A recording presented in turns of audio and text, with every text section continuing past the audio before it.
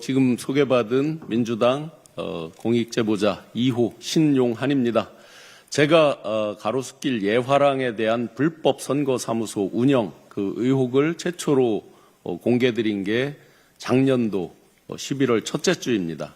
10월 27일 날 명태균 씨 게이트 불법 여론조사 활용에 대한 것을 공개한 뒤에 바로 일주일 안 돼서 제가 예화랑 걸 말씀드렸는데 최근까지 진전이 없어서 오늘 다시 한번 소상히 말씀을 드리고 전반적으로 강하게 수사를 해달라라고 촉구드리겠습니다.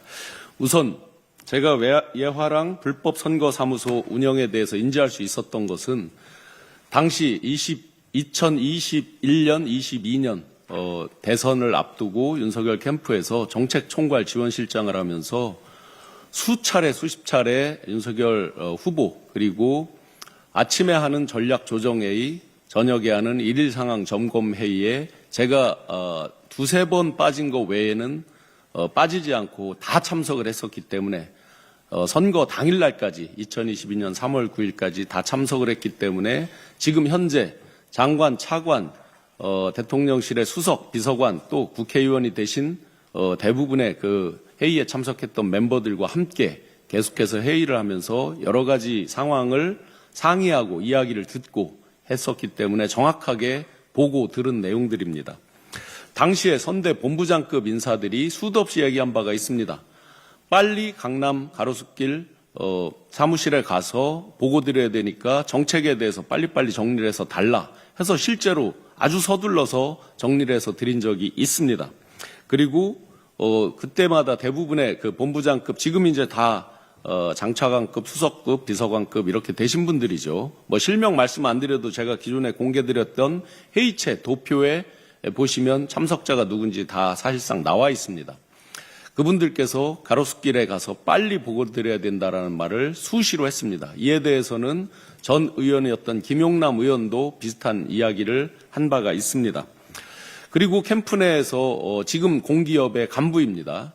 제가 실명으로는 말씀 안 드리겠습니다. 현재 공기업 간부 등등을 하다 지금 협회, 주로 정부랑 긴밀하게 움직이는 협회의 상근 부회장으로 있는 분께서 김용식을 아느냐? 모릅니다.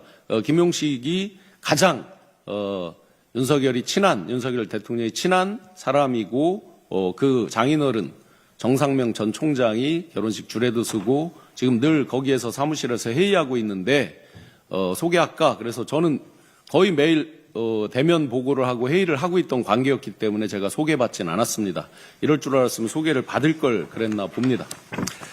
그리고 불법 사무소에 대해서 결정적으로 이준석 전 대표 지금 의원이 증언을 한 바가 있습니다.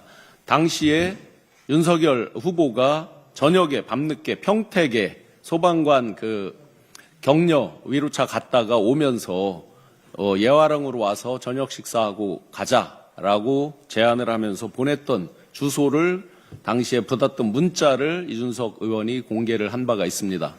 주소가 강남구 가로수길 73번지, 강남구 신사동 532-3번지 정확하게 예화랑 맞습니다. 그런데 이제 이게 공개가 되자 지금 현재 국민의힘 당 비대위원장이시죠. 당시에 선대 총괄 본부장을 하셨던 권영세 본부장께서 말씀을 하셨습니다. 권영세 본부장께서는 모 언론에 저를 잘 모르는 것처럼 말씀하셨는데 저와 딱 17명만이 있는 단톡방, 단체 대화방을 제가 가지고 있습니다. 그 권영세 전 총괄 선대 본부장께서 말씀하시기를 밤늦게 평택에서 소방관들 등등을 위로하고 오는 자리에서 10시가 넘은 시각에서 당시 윤석열 후보가 여기 가서 밥 먹고 가자. 이준석 대표도 불러서 밥 먹고 가자. 등등의 이제 이야기를 했다고 합니다. 그러니까 이준석 대표는 그 연락 주소를 받고 거기로 막 출발을 하려고 했던 상황입니다. 그 상황에서 권영세 당시 총괄 본부장이 전화를 해서 오지 말라라고 얘기를 했다고 합니다. 추정컨대 당시에 사이가 안 좋았었고 잠시 화해를 했지만 본격적으로 사무실이 오픈되는 게 좀 경계가 돼서 아마 하지 않았을 것으로 생각이 됩니다. 그런데 이것을 이제 소명을 하다가 권영세 지금 비대위원장께서 소명하던 내용을 보면 이미 소명하는 내용의 모든 답을 말씀하셨습니다. 밤 10시가 넘은 시각에 여기로 와서 외부 음식을 시켜서 식사를 하자라고 얘기를 했습니다. 그런데 본인이 너무 늦은 시각이니까 오늘은 거기로 가지 말자라고 하면서 설득을 해서 그날 모이지 않았다라고 분명히 한 언론에 나와서 말씀을 했습니다.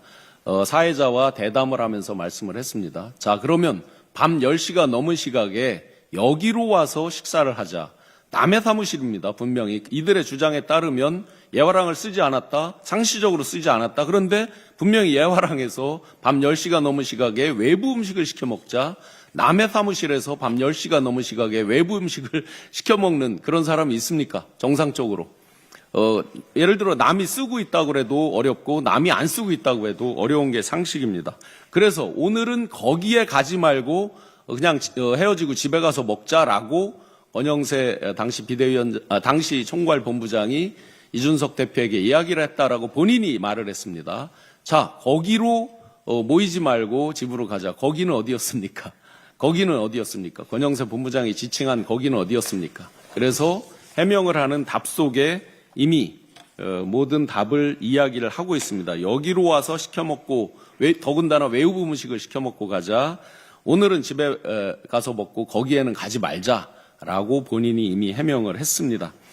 그리고 이철우 교수 말씀하신 대로 뉴스타파 등등과의 인터뷰에서 여러 차례 이제 그런 내용들을 알고 있다, 들었다라는 이야기를 했습니다. 이철우 교수께서는 다른 사무실, 양재동 사무실도 이야기를 하셨습니다. 자, 제가 제일 많이 들은 것은 거기서 TV 토론에 대한 준비 회의 등등을 이야기를 했습니다. 실제 저와 예를 들어서 공보 단장했던 김은혜 의원 등등은 TV 토론 당일날도 백업을 하면서 다 같이 모여서 그 백업을 했습니다. 백업이라는 게 뭐냐면 예를 들어서 발언을 실수했거나 알리백 이런 것들을 잘 응대를 못했을 때 사실은 이런 거다라고 하면서 지속적으로 TV 토론이 벌어지는 현장 외에 밖에서 그것을 언론에 해명하고 하는 일들을 했습니다. 그러면 제가 하나 묻겠습니다. TV 토론 연습 어디서 하셨습니까?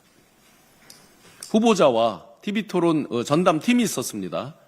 전담의 책임자는 KBS 출신 황상무 전 앵커였습니다. 등등 어디서 TV 토론 연습 훈련 하셨습니까? 그에 대해서 제가 답변을 촉구드립니다. 이게 당시 안에서 찍은 사진 같은 게 없다라고 해서 많은 분들이 이제 부정을 하는 내용인데 이게 요 TV 토론 당시 있던 그 시점하고는 약간 다르지만 저게 가로수길 예화랑 내부 사진으로 이미 언론에 이제 나와 있는 내용입니다. 그런데 제가 예화랑 건에 대해서 공개를 하고 바로 밤에 저녁 식사 자리가 옆에서 있어서 찍은 사진이 왼쪽입니다. 예화랑이라고 간판이 걸려 있죠. 11월 11일입니다. 작년도 11월 11일. 제가 11월 첫 주에 공개를 하고 밤에 저녁 약속을 끝내고 지나가다 찍은 사진입니다. 분명히 외부 간판도 걸려 있고 입간판도 걸려 있고 공개가 되어 있습니다.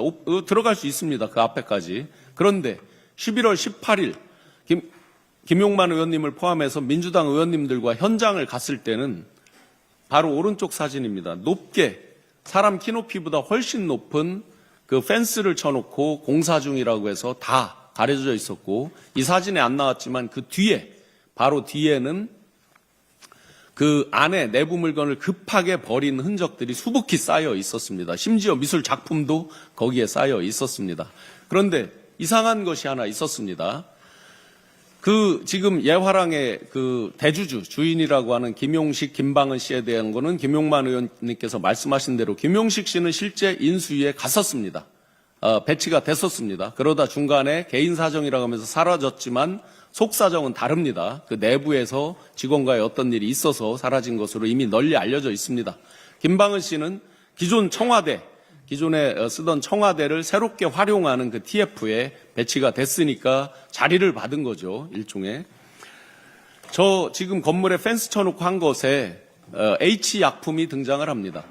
내년도 아직 사용 승인, 즉 부수고 새로 건물을 짓는 그런 시행을 일종의 하는 것에 대한 승인도 받지 않은 상태에서 H모 약품, 그 유명한 제약사죠. 거기와 선계약을 했습니다. 48억의 보증금을 받았습니다. 정상적으로 인허가가 나고 건물이 올라가도 내년 7월로 예정돼 있습니다. 가장 빠르게 정상적으로 진다고 하더라도요. 그런데 이분들이 이미 올해 1월 달에 48억 원의 선보증금을 받고 펜스를 다 쳐버렸습니다. 어떻게 된 것입니까? 아직 내년도에 건물이 지어질지도 안 지어질지도 아직 모르죠. 왜냐하면 인허가가 길어지기도 하고 변수에 의해서 착공이 늦어지거나 안 될 수도 있고 여러 변수들이 있잖아요. 참고로 저 건물은 건축 대상을 받은 지은 지 20년이 안 된 외관상으로 상당히 양호한 건물입니다. 그런데 지금 그런 기묘한 이상한 일이 있습니다. 한 가지입니다. 지금 여기에서 회의를 하고 상시적으로 보고를 했던 많은 분들 거의 다가 예외 없이 장관, 차관, 국회의원 또는 수석 비서관이 되어 있으십니다. 말을 하지 않았다는 이유로, 말을 하지 않는다는 이유로 해서 전부 다 가려지고 있습니다. 아쉽게도 같이 회의하는 장면 사진이 없습니다. 아시다시피 대통령 후보랑 하는데 사진 찍기가 어려웠겠죠. 그렇다는 이유로 일제히 지금 함구를 하고 있습니다. 그래서 다시 한번 묻습니다. TV토론회의 어디서 하셨습니까? 그 다음에 지금 이게 이제 수사가 되고 있는데요. 서울청 공공범죄 수사단에서 비교적 최근에 제가 조사를 받았습니다. 그런데 그 과정을 잘 몰랐었습니다. 왜 이렇게 지연되고 늦었나 하고 봤더니 검찰 처음에 공수처에다 고발을 했죠. 그것이 검찰로 갔다가 검찰에서 다시 서울청으로 돌리고 하다 보니 서울청에서는 뒤늦게 받아서 비교적 최근에야 조사를 할 수밖에 없는 소위 말하는 뺑뺑이가 이루어지면서 늦어졌던 것입니다. 명태균 씨 건도 창원에서 하다가 처음에 이제 수사관만 있는 곳에 했다가 검찰이 하다가 다시 중앙지검으로 찢고 또 대구지방검찰청으로 보냈다 대구지방경찰청으로 보내고 하듯이 마찬가지로 예화랑 건도 공수처에 갔던 거를 검찰에 갔다가 다시 경찰청으로 와서 서울지방 경찰청 공공범죄 수사단에 비교적 최근에야 배당이 돼서 제가 기초조사를 받았습니다. 묻겠습니다. 왜 저에게 서류를 빨리 해달라 가로수길 예화랑 가서 보고해야 된다라고 말씀들을 하셨습니까? TV토론 준비회의 어디서 하셨습니까? 자, 여러 언론 매체가 확인 결과 중앙선관위에 신고되지 않은 사무실입니다. 그렇다면 불법 사무실입니다. 그렇다면 공직선거법의 정면으로 위배됩니다. 그리고 그들에게 자리를 주었습니다. 인수위에 들어갔고 청와대 세활용에 대한 자리를 주었습니다. 그렇다면 정치자금법 위반입니다. 공소시효, 공직선거법에 대한 공소시효 6개월입니다. 다른 사람들은 이미 다 2022년 3월 9일 대선이 있었고 그로부터 6개월 후에 다 공소시효가 끝났습니다. 그런데 윤석열 내란 우두머리 2달 동안 인수위 때 공소시효가 지났고 나머지 4개월이 남아 있었습니다. 그런데 대통령직에서 파면이 되면서 다시 공소시효가 지금 재개돼서 지금 3개월 며칠 정도 남아 있습니다. 빠른 수사를 촉구합니다. 공소시효가 어물쩡 하다 보면 공소시효가 지나가게 될 것입니다. 공소시효 내에서 빠른 수사를 촉구하고 엄정한 수사를 촉구합니다. 제가 조직도표랑 다 제출드렸습니다. 회의에 상시적으로 들어온 사람들 누군지 다 알고 있습니다. 그렇다고 그러면 빠른 수사, 엄정한 수사를 통해서 그들이 항상 민주당에 대해서 했던 얘기가 있습니다. 민주당 당사 팔아야 된다. 이재명 당시 대표 유죄가 되면 당사 팔아도 모질랄 수도 있다. 이거 빚 갚아야 된다. 토해내야 된다. 등등을 수도 없이 이야기했습니다. 397억 원입니다. 국민의힘에서 보전받은 선거비용 397억 원입니다. 그래서 엄정하고 조속한 수사를 촉구하는 것입니다. 그들이 그렇게 일방적으로 몰아붙이면서 장난치듯이 약올리듯이 했던 그 부분을 그대로 반사드립니다. 더 없는 거를 하라는 게 아니라 이제까지 나온 것들 그리고 수많은 사람들 증언하고 함구한다고 해서 수사 못할 바가 아닐 것입니다. 그 당시의 통신 기록들, 그분들의 위치에 대한 내용들, 통화 기록들을 보시면 충분히 다 체크가 가능하리라고 보고 이미 수많은 사람들의 증언과 진술이 있습니다. 빠르고 엄정한 수사를 다시 한번 촉구드립니다. 이상입니다.